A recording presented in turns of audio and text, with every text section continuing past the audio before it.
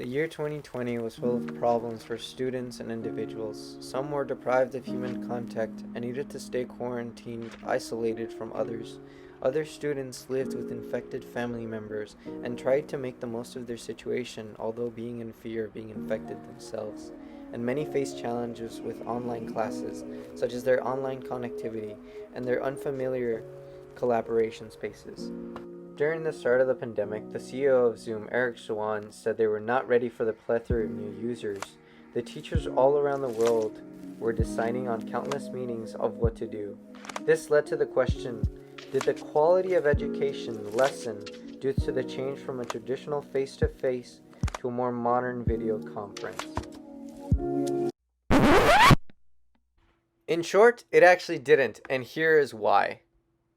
Online courses were not a new thing. UTEP statistics show that 6 million of students were taking online classes before the pandemic, and more than 50% of students earned a bachelor's degree through online classes. Thanks to this previous knowledge, teachers learned the steps they needed to take to transfer to online collaboration.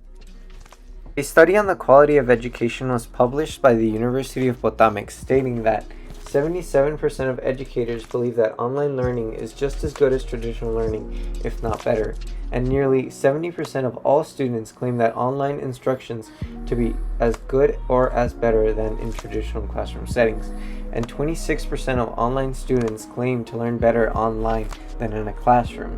Additionally, online learners score higher on standardized tests, proving that the average score of a traditional classroom is 50%, while the average score of online learning is 59%. As additional evidence, a research paper named A Comparative Analysis of Student Performance in Online and Face-to-Face by Jasmine Paul and Felicia Jefferson. In this study, students' performance was graded by final course grades. The final course grades were derived from tests, homeworks, class participation, and research projects. The four assessments were valid and relevant. They were useful for gauging the student's ability to generate objective performance, and the final grades were converted from numerical scores to traditional GPA letters.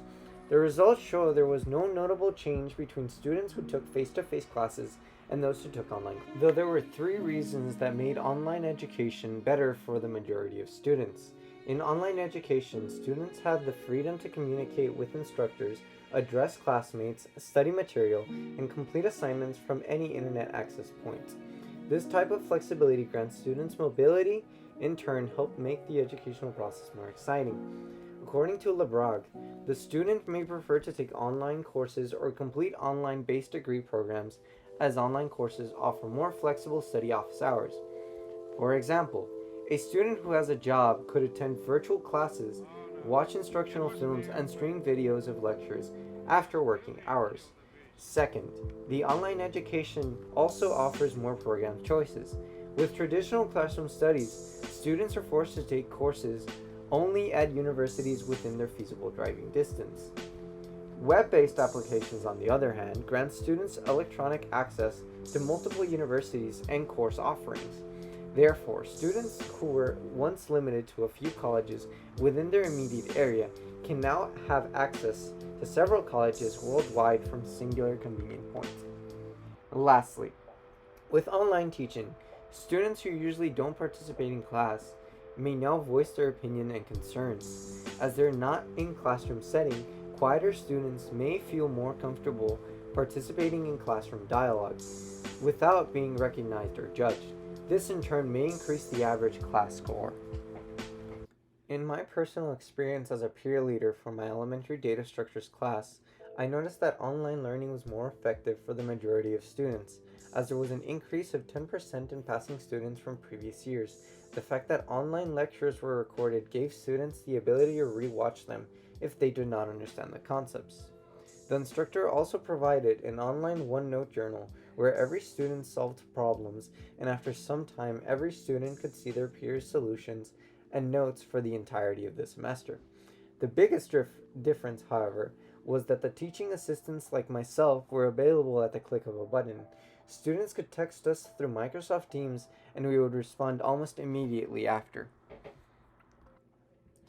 If an individual was to ask themselves what changes could be made to facilitate online education, From personal experience, first, more funding should go to teachers and students who should undergo basic training to operate the respective collaboration tools.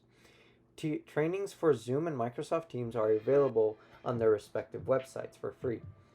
Second, teachers and students should have a daily one-on-one to check on a more personal level how student is doing and if they could offer feedback that could facilitate their learning. Additionally, they should be notified through email and text of upcoming assignments. Blackboard does this and emails you directly, but not every collaboration tool offers this option. Lastly, there should be more research on third-party collaboration tools out there that could work in teaching environments such as Google Jamboard. I use this application to organize activities where students could move sticky notes and solve problems in group environments. Kahoot and Quizzes offers a fun way for students that review the concepts they would be tested on before the day of tests. The pandemic will not go away, and it is up to us as instructors to provide a better education online as we have been doing now.